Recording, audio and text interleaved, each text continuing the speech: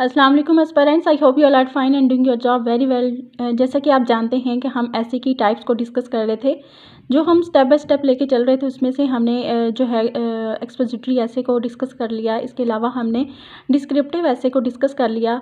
तो आज जो है हम आर्गुमेंटेटिव ऐसे को डिस्कस करेंगे। तो उसे डिस्कस करने से पहले हमें जो है एक बात पे डिस्कशन करते हैं, यानी कि a good reader is a good learner. तो एक जो गुड रीडर होता है वही एक गुड लर्नर होता है। इसी तरह एक गुड रीडर ही एक गुड ऑब्जर्वर होता है। तो अब आर्गुमेंटेटिव ऐसे की हम बात करें तो आर्गुमेंटेटिव यानी क्या, यानी किसी चीज़ के बारे में आर्गूमेंट करना, यानी उसके ऊपर बहस करना, टू आर्ग्यू। तो हमने जब किसी चीज़ के ऊपर आर्गूमेंट करने होते हैं तो हमें क्या, हमारे पास उसके लिए उसके ऊपर हमारे पास इन्वेस्टिगेशन होनी चाहिए। उस टॉपिक के ऊपर हमने कुछ इन्वेस्टिगेट किया हो, उस इन्वेस्टिगेटेड डाटा को कलेक्ट किया हुआ हो, देन हम उसको जनरेट करेंगे एंड देन जो हमें एविडेंसेस मिल रहे होंगे उसको हम एवेलुएट करेंगे। अच्छा, अब होता क्या है कि जो आर्गुमेंटेटिव ऐसे होता है और एक्सपोजिटरी ऐसे होता है, जब कोई भी ऐसे सिलेक्शन हमने करनी होती है तो हमें इन दोनों के अंदर बहुत ही कन्फ्यूजन फील होती है कि आया कि ये एक्सपोजिटरी ऐसे है या आर्गुमेंटेटिव ऐसे है। तो जो होता है आर्गुमेंटेटिव ऐसे, इस पे काफ़ी डिटेल्ड और ये काफ़ी लेंथी इसके ऊपर रिसर्च हमें चाहिए होती है, जबकि एक्सपोजिटरी ऐसी जो होता है उसके लिए हमें इतनी लेंथ नहीं चाहिए होती है। अब हमने इसमें क्या करना होता है, हमने प्री राइटिंग करनी होती है, हमें रिसर्च उसके अंदर हमारे पास इन्वॉल्व होगी। हम उसके ऊपर रिसर्च करेंगे, हम डाटा को कलेक्ट करेंगे जैसे हमने ऑलरेडी डिस्कस किया। तो देन हम क्या करेंगे, हमारे पास उसके लिए बैकग्राउंड नॉलेज होना ज़रूरी है। अब वो जो नॉलेज होगा वो बिल्कुल एक्यूरेट होगा एंड साउंड नॉलेज होगा। इसी तरह जब बैकग्राउंड नॉलेज हमें चाहिए होता है तो वो क्या होता है, हमारे पास उसके लिए हिस्टोरिकली भी हमारे पास वो नॉलेज होना चाहिए, हमारे पास थियोरेटिकली भी नॉलेज होना चाहिए, फिलोसफिकली भी हमारे पास उसके बारे में हमें नॉलेज हो। देन हम जो है उसके लिए लिटरेरी नॉलेज भी होना ज़रूरी है। अब क्या होता है कि हमारे पास जो नॉलेज है वो इतना नॉलेज हो कि हम अपने रीडर को कन्विंस कर पाएँ उस नॉलेज के ज़रिए से। देन हमारे पास जो है पार्टिकुलर पॉइंट ऑफ व्यू होना चाहिए उससे related and then collect different point of view. अब ऐसा हमारे पास पॉइंट ऑफ व्यूज़ होने चाहिए जो सपोर्ट कर सके हमारे एविडेंसेस को। अब होता क्या है कि जो हमने टॉपिक सिलेक्ट किया है, जो आर्गुमेंटेटिव ऐसे है, अब उसमें क्या होता है कि उसमें काफ़ी रिस्की होता है। अब जो हमारा पॉइंट ऑफ व्यू है और एग्जामिनर का पॉइंट ऑफ व्यू है, उसके अंदर काफ़ी हमारा जो है रिस्क होगा। तो यानी कि हम किसी और पर्सपेक्टिव से उसे ले रहे होंगे, इसी तरह जो एग्जामिनर है वो उसे किसी और पर्सपेक्टिव से भी ले सकता है, क्योंकि हमारे पास इसके लिए वाइड नॉलेज होता है। हमें काफ़ी इसकी हिस्ट्री का पता होना चाहिए, हमें काफ़ी इसका यानी फ़िलासफ़िकली, इसकी हिस्टोरिकली काफ़ी कुछ हमारे पास यानी उसके अंदर डाटा इन्वॉल्व क्योंकि होता है। तो जितनी ज़्यादा चीज़ लेंथी होती है वो उतनी ही ज़्यादा रिस्की बन जाती है। तो अब क्या होगा कि ये जो आर्गुमेंटेटिव ऐसे होगा ये काफ़ी रिस्की होगा हमारे पॉइंट ऑफ व्यू और एग्जामिनर के पॉइंट ऑफ व्यू के।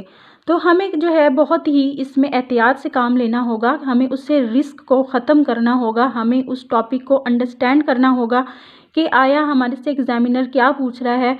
हमें उसको एक तरह का हमें उसे जो है जो एग्जामिनर का पॉइंट ऑफ व्यू है हमें उसे ज़्यादा वेटेज देना होगा। तो ये क्या होता है कि क्योंकि हमने आर्गुमेंट्स करनी होती हैं। इसी तरह जैसे हमारे पास एक टॉपिक आ जाता है, यहाँ पे टॉपिक है कि great Nations win without fighting. तो इसमें क्या है कि हमारे पास जो नॉलेज है हम उसे जो है मतलब हमारे पास उसके पास नॉलेज, तो क्योंकि हमारे पास हिस्टोरिकली भी है, लिटरेरी भी नॉलेज है इसके लिए, तो हम क्या करते हैं, हम हिस्टोरिकली इसके बारे में लिख देते हैं, जबकि हमारा जो एग्जामिनर है वो इसे लिटरेरी पर्सपेक्टिव से देख रहा होगा। इसी तरह हमारे पास एक टॉपिक है, यहाँ टॉपिक है कि Islam is not the religion of terrorism. अब अगर ये टॉपिक आ जाता है तो जो बाज़ लोग होंगे वो कहेंगे कि ये एक पॉलिटिकल फिनोमेना है, तो वो इसे पॉलिटिकल फिनोमेना के तौर पे लेंगे, जबकि कुछ कहते हैं कि ये जो है डिफरेंस है बिटवीन रिलीजन एंड टेररिज्म, वो इसके बारे में जो है डिफरेंस लिख देंगे। अब कुछ जो है वो इसे इस्लामोफोबिया पर्सपेक्टिव से ले रहे होंगे। अब हर इंसान जो है वो मुख्तलिफ पर्सपेक्टिव से इसे ले रहा होगा। अब जो एग्जामिनर है मे बी उसका पॉइंट ऑफ व्यू डिफरेंट हो। अब यहाँ पर क्या है, रिस्क क्रिएट हो जाएगा। जाएगा। तो हमें पता होना चाहिए कि आखिर जो बात की जा रही है वो हमारे से टॉपिक यानी क्या इस टाइम यानी उस करंट सिचुएशन का हमें पता होना चाहिए। जब हमें पता होगा, हमें उसकी इस सारे बैकग्राउंड का पता होगा, हमें करंट सिचुएशन का पता होगा, तो हमें एक तरह से अपने एग्जामिनर का माइंड जो है वो बिल्कुल पढ़ के हमें उसके बाद उस टॉपिक को सिलेक्ट करना होगा। यानी इसमें काफ़ी हमारे लिए रिस्क है। हमें इस टॉपिक को जब हमने सिलेक्ट करना है तो हमें बहुत ही एहतियात से काम लेना होगा, बहुत ही एहतियात इसके लिए चाहिए होगी।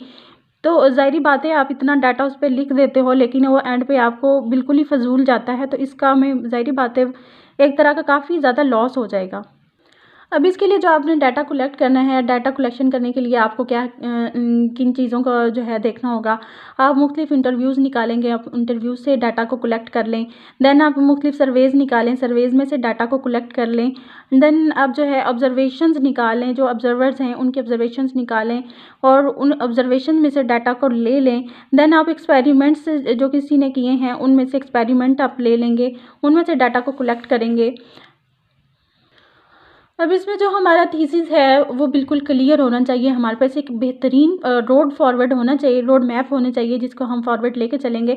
क्योंकि हमारा जो थीसिस अगर क्लियर होगा तभी हम उसके ऊपर बात कर पाएंगे ना बेहतरीन तरीके से, हम उसको अंडरस्टैंड कर पाएंगे टॉपिक को, और जो है हमारा वो पॉइंट ऑफ व्यू क्लियर हो जाएगा। जैसे ही पॉइंट ऑफ व्यू हमारा क्लियर होता है तो देन हम उसके ऊपर उसी पॉइंट ऑफ व्यू से थीसिस स्टेटमेंट जो हमने लिखी होगी उसी के मुताबिक हम अपने ऐसे को लेके चलेंगे।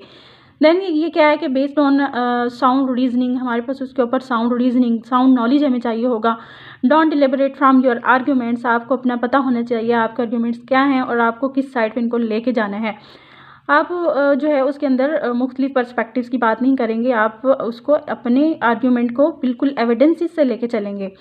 Then solid point of view होना चाहिए आपका, आपको बिल्कुल पता होना चाहिए कि आप जिस बारे में लिख रहे हैं उसके ऊपर आप कितने कायम हैं, आपको अपना पता होना चाहिए। आपका बिल्कुल कोहेरेंस के साथ चलेगा, आपको बिल्कुल उसको लेके चलेगा जो आपका पॉइंट ऑफ व्यू होगा। आपको क्या होना चाहिए कि हैव कमांड ओवर लैंग्वेज, आपकी जो है लैंग्वेज के ऊपर कमांड होना ज़रूरी है।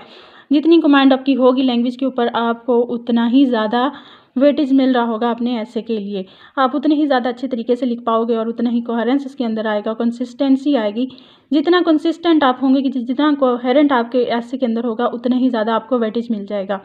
अगर आप इसकी हिस्टोरिकली बात कर रहे हैं, जैसे हमने यहाँ पे ऐसे का बात की थी कि great Nations win through without fighting, तो आप अगर इसको हिस्टोरिकली लेके जा रहे हैं तो आप इसको बेहतरीन तरीके से लिखेंगे कि आप हिस्टोरिकली उसको क्या लेके जा रहे हैं। ग्रेट नेशंस हम कौन सी लिख सकते हैं, हम जिसने अमेरिका लिख सकते हैं, हम फ्रांस को लिख सकते हैं।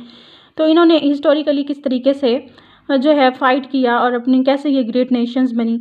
अगर आप इसे लिटरेरी पर्सपेक्टिव से लेके जा रहे हैं तो आपके पास बिल्कुल मॉडर्न नॉलेज आपके पास होगा, आपके पास एक्यूरेट नॉलेज होगा, आप कौन सा नॉलेज उसके ऊपर लिख रहे हैं, आप तमाम चीज़ों के बारे में जानते हुए होंगे। सो एस्पिरेंट्स ये हमने अब आज तीसरा इसकी टाइप को डिस्कस कर लिया जो कि थी आर्गुमेंटेटिव ऐसे।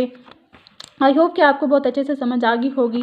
तो जो नेक्स्ट है वो हम लेके चलेंगे नरेटिव ऐसे को। तो जो ज़्यादा जो है नरेटिव ऐसे पे इतना मेरा फोकस नहीं होता क्योंकि उसमें भी जो है वो करना जिनको उन पे ग्रिप है वो तो कर पाएंगे बहुत अच्छे तरीके से, लेकिन जिनको ग्रिप नहीं है मेरे ख्याल से उनको वो अटेम्प्ट नहीं करना चाहिए। तो अगर आपका कोई क्वेश्चन है तो आप इसके बारे में मेरे से पूछ सकते हैं। सेकेंडली आप इसके बारे में मुझे ये श्योरिटी चाहिए कि जो जो हम डिस्कस कर रहे हैं टाइप्स, आप कम से कम एक एक ऐसे तो उसके ऊपर लिखते जाए ना। अगर ऐसे नहीं तो कम से कम आप उसके ऊपर आउटलाइंस तो लिखें।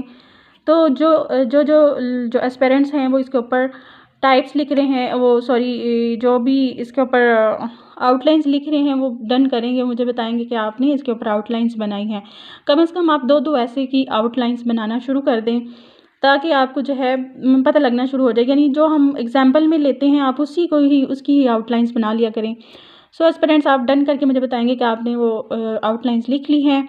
इंशाल्लाह we will meet in next video. अल्लाह हाफिज़।